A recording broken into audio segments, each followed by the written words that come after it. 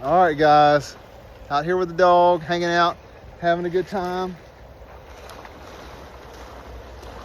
Starting to rain a little bit, no big deal. A lot of y'all are new, and I just wanted to make a video and talk about what this space is. We just celebrated 5 years. Heal Our Healers is a support group and educational site for healthcare providers, caregivers, first responders. And I designed it because 3 of my friends went to rehab, and 3 of my friends ended up taking their lives with various substances.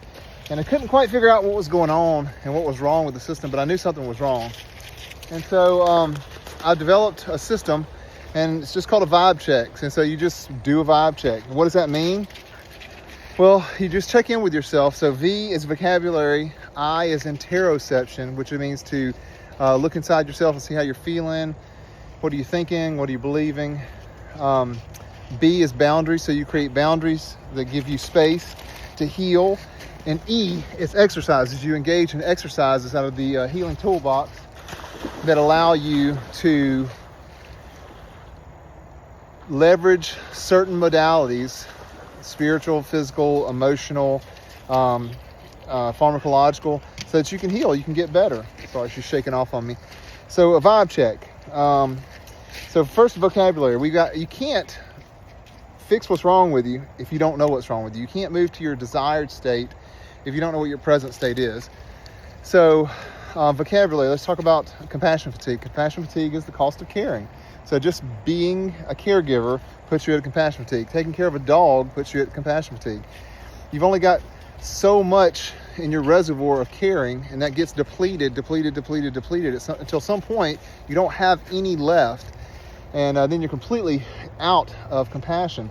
And then we still have these caregiving jobs, and we're parents and dog parents, and we're taking care of special needs family members and mothers and fathers who are sick and getting older. And so we have to be aware of compassion fatigue. And the way you fix compassion fatigue is you spend time engaging in activities where you're playing with your dog, playing with your kids, spending time outdoors, forest bathing, cortisol drops, naps, sexual healing, talk therapy, debriefing with a trusted colleague or a mental health professional, meditation, yoga, acupuncture, acupressure, getting your nails done, going shopping. You engage in all these activities that refill your cup and make you feel better. But you can also have things like vicarious trauma, where somebody's traumatic experience bleeds off on you, and that's a form of compassion fatigue. Somebody's story, traumatic story, your colleague tells you. You take some of that on. That's compassion fatigue. Maybe you have moral injury. Maybe you're taking care of somebody who tried to end their life, and that causes you a lot of trauma because you don't agree with that, or somebody that abused their spouse and they got hurt, or you've got a history of spouse abuse and that triggered something inside of you. Maybe you're taking care of somebody who got a botched abortion, or a family member or family who's not ending the life of a family member that needs to be ended, or a family member that's trying to end the life of a family member who probably could be salvaged. So you got this moral injury. Maybe you've got some PTSD. PTSD is a bit different than these other things because it's a component of actual trauma that left a lasting impression on you and inside of you, and that trigger keeps pulling you back. And so you avoid it, you don't sleep well, you try to numb it out with substances or activities. Maybe you feel depersonalized, like you're a robot, or derealized, like your life's a movie. You're not watching yourself, you're watching a movie. And those are just ways for your body to protect you from the trauma that you're undergoing. So vocabulary is really important. Then interoception. Interoception is just spending some time alone with you, checking in with you, your stress, your trauma, chronic pain. Maybe it's a manifestation of spiritual injury or an emotional injury, or a compassion fatigue burnout situation. Burnout is just a prolonged period of compassion fatigue, overwork, feeling ineffective in an institution that has broken culture. So you got to interocept. You got to check in with yourself and go, what do I have? Now that you have your vocabulary, you've got to say, what am I suffering from? Is it compassion fatigue? Is it burnout? Is it PTSD? Is it moral injury? Is it vicarious trauma? Am I overworked? Am I underslept? And once you check in with yourself and you can put a name to the thing that's been harming you and hurting you, then you can begin the next phase, which is boundaries and creating some boundaries. No, I can't work an extra shift. I need a mental health day. I need to talk to the mental health team at the hospital. I need to have a chat with my spouse about my drinking or gambling or sex addiction or whatever it is that you're numbing out with because you can't deal with the pain and the stress and the trauma that you've been under. So boundaries, creating some boundaries, a container for you to create a space for you to potentially start to heal.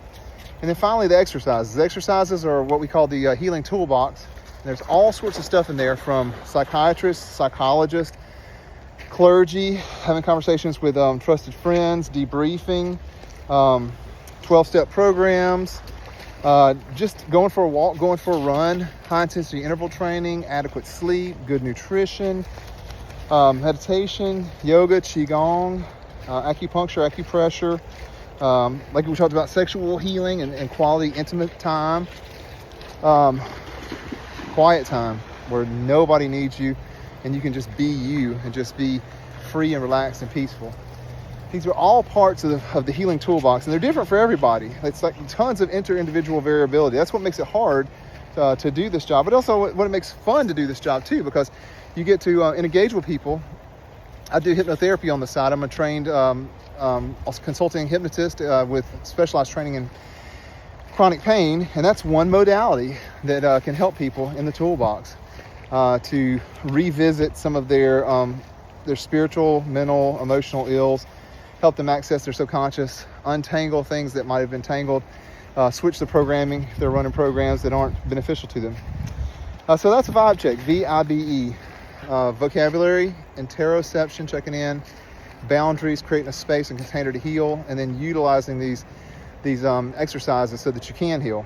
And that is, whenever I started deconstructing why my friends were having trouble, why I was having trouble, why some of them had chosen to end their lives, this is what I come up with. I found the Figley Institute, which is the Green Cross compassion fatigue people, and I became compassion fatigue educator certified, and I found this language, and then after the language I realized that you had to find a way to access yourself and see where you were, what was going on. And then I started learning about boundaries, because I didn't have any, because I grew up in a family that didn't teach me to have boundaries, and so I had to understand that. And then I started playing around with all these exercises and trying different things to find out what worked for me. I mean, all this is very selfish. I just want to be a better provider, better father, a better dad to this puppy dog, a better anesthetist, better nurse, better human being, healthier, and I want to be able to do my job to the fullest of my ability, so that I can have pride in what I do and not have shame and guilt because I'm operating suboptimally. And that guilt and shame is some of the things that lead us to negative coping behaviors and ultimately self-harm. We just suffer so much that we find a solution, and that solution sometimes is terribly traumatic to ourselves and our family. So that's what Heal Our Healers is all about. It's just about learning about ourselves, learning about the psychological, emotional, and spiritual attacks that occur on us in the process of caregiving. You can't get away from it. The compassion fatigue educators talk about being emotionally slimed at the end of the day. And I'm sure you've walked in after a long day and just felt dirty and gross. And it's not because you were doing enemas or working in the GI lab getting splashed or a bloody case, but it's a deep psychological, it's a deep spiritual sliming. It's a residue of just ick from all the things that you've endured that day, the difficult conversations that you've had, the challenging colleagues that you've worked with who are also suffering and not navigating that suffering well, and it bleeds off on you, right? They're suffering. They push it to the whole world. And so that's why we're here. That's why I created this space. That's what I'm trying to do is teach everybody the vocabulary, the interoception, boundaries, and engage in these exercises so that you can heal yourself, you can recover, and you can come back to that provider that you wanted to be when you were a pre-med, when you were pre-PT, pre-OT, pre-nursing, who wanted to change the world. And you still can, and you do change the world. You matter, your work matters, and it's really important that we keep you in this field because you've got a lot of real world experience, lived experience that you need to pass on to the next generation. You're doing great work in your community, and you're a fantastic resource for your young colleagues. And so that's my goal. That's why I do this. I hope that you find value in this place. I hope that the Vibe Check is utilitarian to you. I hope you'll share it with your friends and your coworkers and your colleagues. Thank you for everything that you do. Thank you for all the hard work that you put in. Thank you for the blood, sweat, and tears that you put into these caregiving jobs. They're so hard.